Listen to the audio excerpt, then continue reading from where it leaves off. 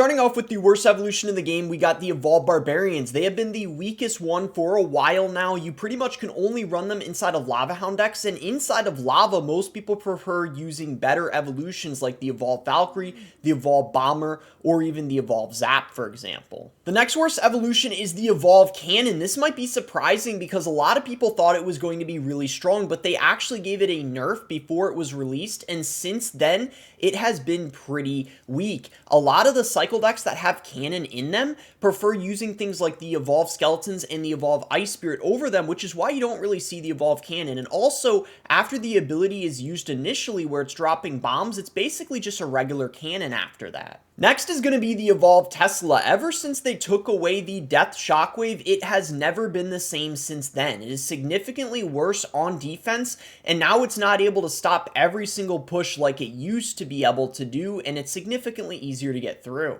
We're going to close off D tier with the Evolved Archers. There's so many people running arrows in this meta, which are a great counter to them, and for the most part, you're only going to be able to run them inside of Giant Graveyard. Even Expo decks don't usually play them much anymore. I'll begin C tier with the new Evolved Snowball. I suppose this is a tiny bit of a prediction because it's fairly new. I feel like it is going to be a below average evolution. It's probably going to be decent inside of things like Loon Cycle or maybe Giant Graveyard, but there's actually some situations where it's not even better than the regular Snowball. For example, when you're defending a Goblin Barrel, you're actually better off having the regular Snowball compared to the Evolved, but if there's giant pushes, it's certainly going to help you defend sometimes defensively, and there's lots of cool tricks you can do on offense as well. The Evolved Wizard's going to be next. Ever since they gave him those two nerfs where they reduced his shield's hit points as well as the shield knockback he does, he has been significantly worse and has been kind of a below average evolution ever since, but you still can use him in some things like P.E.K.K.A. and Giant, for example, if you want to.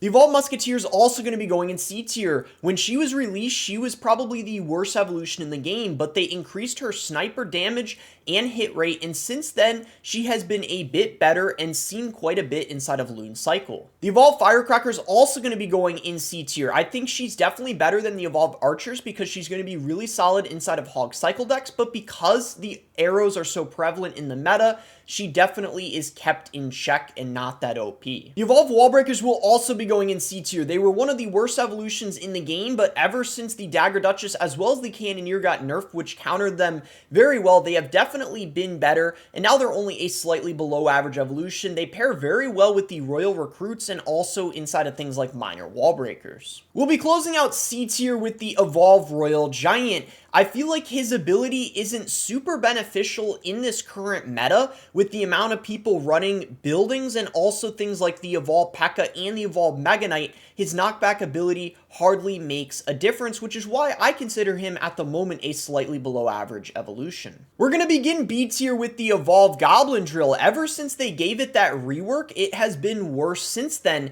and much easier to deal with. It's not getting spawn damage every single time now, which means in general it's getting less chip damage and it's easier to deal with throughout the match. The Evolved Goblin Giant is going to be next. It used to be a little bit better, but in this current meta, there's a lot of people running things like the Evolved P.E.K.K.A., which is going to be a fairly good counter to him, but his ability where he spawns goblins can be very good in a lot of different situations. The Evolved Zap will also be going in B tier. It is significantly worse now that there's 2 strikes instead of only 3, but with that being said, it's still a somewhat average evolution, and there's a lot of people running it inside of heavier decks still, inside of Balloon, for example, or inside of Lava Hound. Any beatdown deck where it's a solid reset, some people still choose to use it. The Evolved Knight is finally an average evolution after all the nerfs he has received. He's finally at the point where he's not one of the most broken ones and just stays alive forever. Don't get me wrong though, he's still a pretty solid tank, and some people like to use him inside of things like Graveyard or inside of Goblin Drill, for example, and some other cycle and control decks, but you can't use him in literally everything in the game anymore. The Evolved Electro Drag is going to be going in B tier. When it was first released, it was looking like it was going to be one of the most broken Evos of all time, but they actually gave it an emergency nerf right beforehand, and that helped balance it out. There's also a lot of lightning in this current meta, which is a very good counter to it. But with that being said, in a lot of situations, especially when you're against a beatdown deck, the Evolved E-Drag can get an absurd amount of value if the opponent doesn't have the spell to take it out. The Evolved Battle Ram is actually going to be going in B tier. It used to be one of the worst evolutions evolutions, but in this current meta, it is actually really solid in a couple decks. It pairs very well, of course, with the P.E.K.K.A, but also there's a new Goblinstein deck that has emerged with the Evolved Battle Ram that is really OP. So in a way, the Goblinstein was kind of an indirect buff to the Evo Ram because people didn't realize they were both going to pair so well together. We're going to be closing out B tier with the Evolved Mega Knight. This is a little lower than I typically would place it, but the Evolved P.E.K.K.A is still being used so much even after the additional nerf she ended up getting. And also in general, a lot of the cycle decks, for example, like Bait, that's really strong at the moment, the Mega Knight really struggles against, and a lot of times these spells Mega Knight decks have don't tend to be that well against a lot of the baity cards that we're seeing in the meta currently. We're going to start off A tier with the Evolved Valkyrie. She's a pretty versatile evolution. You can use her inside of bait decks, which are very popular at the moment. Also inside of things like Hog, but also in heavier decks like Lava Hound. And she gets so much value on defense because of that Tornado ability, making her very valuable in a lot of different scenarios, especially on defense. The Evolved Royal Recruits are also going to be going in A tier. These seem to fluctuate a ton. Sometimes the Evo Recruits are pretty bad, sometimes they're pretty good, and in this current meta, they are quite good. They're pretty decent against the Evo P.E.K.K.A, and also they're pairing very well inside of Goblin Barrel decks. There's a lot of people running Goblin Barrel with the Recruits, and also the Royal Hogs are making a return, which pair very well with the Evolved Royal Recruits as well. The Evolved Goblin Cage is going to be going in A tier as well. It used to be a below average evolution, but ever since they gave it that buff where it deals more DPS when things are inside of the cage, it has been a pretty versatile evolution, especially inside of heavier decks, with the Lava Hound, for example, Graveyard, and of course with the Royal Recruits. The Evolved Bats are going to be going in A tier. They're definitely one of the best evolutions at the moment. A big reason why is because of how popular that Mortar bait deck is. The Evolved Mortar, Miner, and then a bunch of baity cards. The Bats fit perfect in that deck. They're also good in some other things. For example, if you want, you could use them with the Mega Knight bait, and also Miner cycle with the Wall Breakers potentially.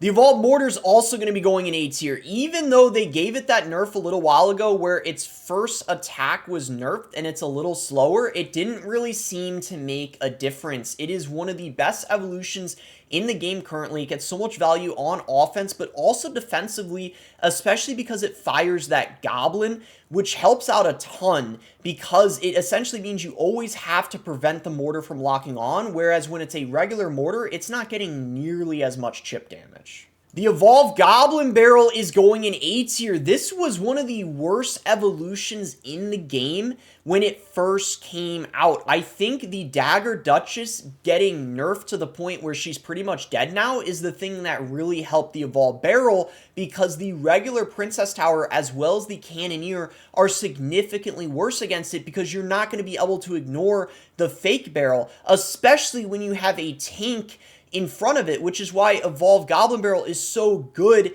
at the moment, and we're seeing a big return of bait because of the Evo Barrel, which is why it is so strong. It is very annoying to deal with, especially if you don't have a lot of small spells in your deck. Now, this might be surprising, but the Evolved Ice Spirit is going in S tier. I think one of the biggest reasons why is because, like I said, for the Evolved Goblin Barrel, the fact that there's not a lot of people running the Dagger Duchess anymore or the Cannoneer, which are essentially going to stop the Evolved Ice Spirit right in its tracks before it even reaches the tower. Most people have the Princess Tower, which means offensively, it's going to have potential to get a lot of value, but defense is where it really shines. If you play it on something like a P.E.K.K.A or a Hog Rider, for example, a Mega Knight, whatever, it's going to stun it 3 times. It slows it down so much, and cycle players have realized that and started to abuse it. It used to be one of the worst evolutions in the game, but now everyone's running it inside of Royal Hog Cycle. You see it in Hog, you see it in Expo, you could use it in Mortar if you want, you see it in Bait. There's a lot of different cycle decks that are using this card because people have realized its true value and realized it is actually one of the best evolutions in the game. The Evolved P.E.K.K.A, man oh man, she is still going in S tier, even after the 2 nerfs she received where she does less heal per kill. It has not been enough. I think the biggest reason for this is the regular P.E.K.K.A herself is such a good card that any evolution is going to be solid for it, especially when it's a one cycle evolution. You're just able to get it down so many times. It's just absolutely incredible against spammy cycle decks because there's so many opportunities for it to heal up. And then even though the heal aspect, you're not getting as much value when you're against a beatdown deck because there's less things you're taking out at once, the P.E.K.K.A. is already naturally good at beatdown against it, so it doesn't even really matter, which makes it a very well-rounded and consistent evolution, which is why you see it a lot with the Ram Rider and also the Evo Battle Ram, and even in some other off-meta P.E.K.K.A. variants. There's a lot of people using it. The second best evolution in the game, in my opinion, is going to be the Evolve Bomber. It is such a versatile evolution, and it's basically a secondary win condition at this point. You can use it in beatdown decks. Of course, it's going to go very well inside of stuff like Lava Hound. You can use it inside of Giant Graveyard, and it's going to be good in plenty of cycle decks, like with the Goblin Drill, for example, especially, but there's a bunch of other things as well you can fit it in. Tons of things you can pair it with as well. It goes very well with the Tornadoes, so you can get a nice lineup going and trying to get multiple bounces on the tower for tons of chip damage.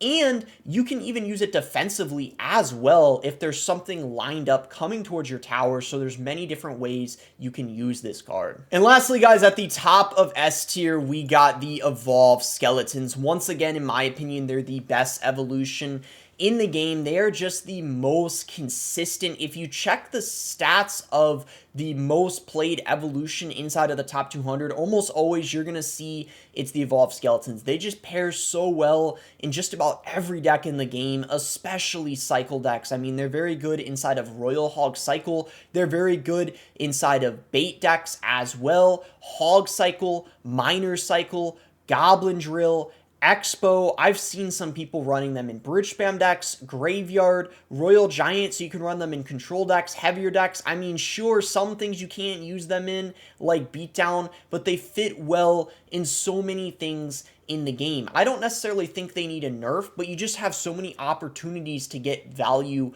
from them.